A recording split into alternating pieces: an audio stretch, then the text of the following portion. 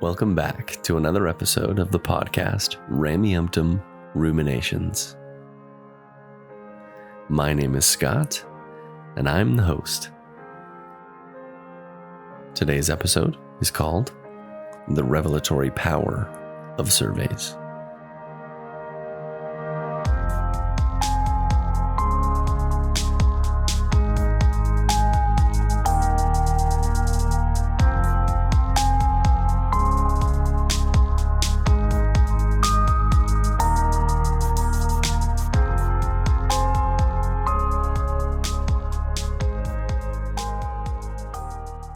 Welcome back to another episode of the podcast. I'm fairly certain that last week I said that would be the last episode where I would cover my interview with Brian Harris. After I released that episode, I received a number of comments from listeners that I thought it warranted another episode. An episode where I'll read some of these comments and give some other perspectives on those interviews and this peek behind the curtain. So today's episode is going to be highlighting some of the responses to my last episode. Starting it off, I'll stick on the more faithful side. One small thing before I get going too far. I announced a couple weeks ago I will be in Salt Lake City for the Fan Expo with my other podcast, the 12-Sided Guys. We've got a booth there. It's going to be a blast. One of the evenings while I'm there, I thought it would be fun to get together with some listeners, maybe grab some drinks, or just get together and hang out for a minute. A listener named Brock created a sign-up sheet where you can drop ideas of places to get together and how many people would potentially go. That way I can get an idea of if there's any interest in this at all, or if I might just be dining alone that night. So look for that in the show notes. And then as it's coming up on the week of FanX, which is the week of September 22nd, this would be on Friday, September 23rd. I'll post on the Facebook page and maybe mention it in the episode that comes out that week. So for those that are listening to this off in the future, this is September 23rd of 2022. After I released last week's episode, I met with a close friend of mine who I hadn't seen for quite a while. We get together about once a year with our two families. We'll rent an Airbnb and go and have some adventures. Their kids are the same age as our kids, and we've known them for years, but they moved away. This close friend of mine, he and his family are active believing members. And he and I had an interesting discussion while we were barbecuing for dinner one night. And I brought up some of the subjects of the previous episode that I released to see what his take on them would be from him having a believing perspective. After giving him a brief recap of some of the discourse that I had with Brian and learning about the ins and outs of the correlation department there and the extensive use of surveys, this friend of mine said that he didn't see a dramatic difference between the use of surveys and the way revelation has happened in the past within the church. Now, again, this is him coming from a believing perspective, but what he was trying to explain was that similar to the way Joseph Smith received the revelation of the word of wisdom, the impetus for it was a frustrated spouse who didn't like her husband chewing tobacco with his friends and spitting it on the floor for her to clean. And then the word of wisdom came because of that. You can find various instances where outside influences are what inspired the leaders of the church to go and seek revelation. So from this believing perspective, I think that there still is room for revelation to happen. It changes it from a revelation ex nihilo, if you will, or out of nothing, to revelation about the things that the prophets are thinking about. Looking at it like this, the way a believer could reconcile this is by saying that the church uses these surveys to get a better gauge of what things they should go to ask God about and receive revelations about. I had a listener, Ethan, say something kind of along the same lines. I'll read what his comment was. He said, "Your comment at the end about what the church says it is or acts like it is compared to what members actually experience reminded me of an analogy from the Army. I was trained in the pre-GPS days when learning to navigate with a map and a compass was a critical skill. They have a saying that when the map and the terrain don't match, you always follow the terrain. As in, if I think I'm on a certain point in the map that is a wooded mountain sign, but I'm actually in a flat, open, grassy area, that I need to let go of where the map says I am and embrace the reality of where I actually am. This is exactly what you elaborated on for members, that the ones who realize the map and the terrain don't match, but stay anyways, usually end up adjusting or modifying their relationship with the church." I thought that was really excellently worded. Thank you, Ethan. The ideas that many of us have had growing up in the church, being taught things one way or another, when we're confronted with ideas that don't match the terrain, as Ethan was saying, we're forced to make adjustments. And those adjustments don't have to mean that the person leaves the church. It can, but it doesn't have to. A listener named Kenneth commented on YouTube a very similar thing to what my friend had said. Kenneth said, "If Mormons are curious about their ability to ask questions to the prophet, Emma asked for revelation, which brought about the doctrine or policy of the word of wisdom." He says, "Proof that any person can initiate revelation for the church, even if they're outside the Q15.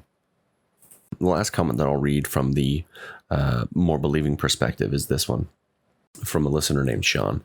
He says, "In a bishopric I served in, we talked about how information leads to inspiration. I do not find fault in church leadership seeking valid information about the world and the people's opinions, social change, etc. The church changes very slowly. Those longing for change and those struggling with change both feel the pain in different ways. I believe we're coming to where truth will be embraced. We will have to confront our imperfections as individuals, culturally and organizationally. Maybe more important than a prophet being a constant fount of revelation and inspiration is each of us seeking revelation, truth, and understanding in our own lives. We have to be searching for peace and truth in our lives all the time." So thanks for the comment, Sean. That was excellent. I like this perspective, this recognition from a believing perspective that yes, things do change, and yes, it's a slow-moving ship, and this change is hard for both entrenched members and for people that are hoping for the change. Excellent that you pointed that out. One of the things that's always fascinating to me is two individuals that I went on vacation with just recently. He and I, sitting together, will discuss the exact same details, the exact same ideas, the extensive use of surveys, and the relationship that surveys have with revelation in the church. We can look at the exact same set of information and come to drastically different conclusions. My friend came to the conclusion that this is just the manner, that this is just part of the revelation process. But when I look at this information, and when many of the other listeners to the podcast look at this information, they take away a dramatically different conclusion. So I want to read some of those comments because I think those are really important to highlight as well. Rather than just focusing on the faithful perspective, I do want to also share a more secular view or a non-believing view. A listener named Lila commented, "They don't feel they have to comply with past prophets." She's referring to the part of the episode where I was discussing univocality and the complicated relationship that the LDS Church has with univocality. She says, "That's just it. It's all about the living prophet so that they can change things. Not just policies, but doctrine. It's gaslighting us to say that they have never changed any doctrines. And that's not revelation. That's just compliance with social pressure. There is no revelation in the church, period." This idea is one of the places where the leaders of the church want to have their cake and eat it too. They want to both be able to say that God is the same yesterday, today, and forever, and that prophets won't contradict each other, while at the same time putting in emphasis on the living prophets over the past prophets, if there is any sort of discrepancy. It creates a scenario where the church seems to be manipulating information in an effort to overcomplicate the scenario. When she described it as gaslighting, I think that's an accurate description for the way the church has handled the shifts in doctrines and policies over the years. This is a subject that is very important to many people. I myself, when I learned of the accurate history of the church, this was one of the concepts that was hardest for me to grapple with, is I felt betrayed. This idea of univocality was so important to the gospel that I believed in.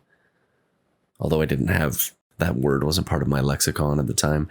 As a missionary, I taught so many people that the church and God are the same yesterday, today, and forever. But that's demonstrably not the case.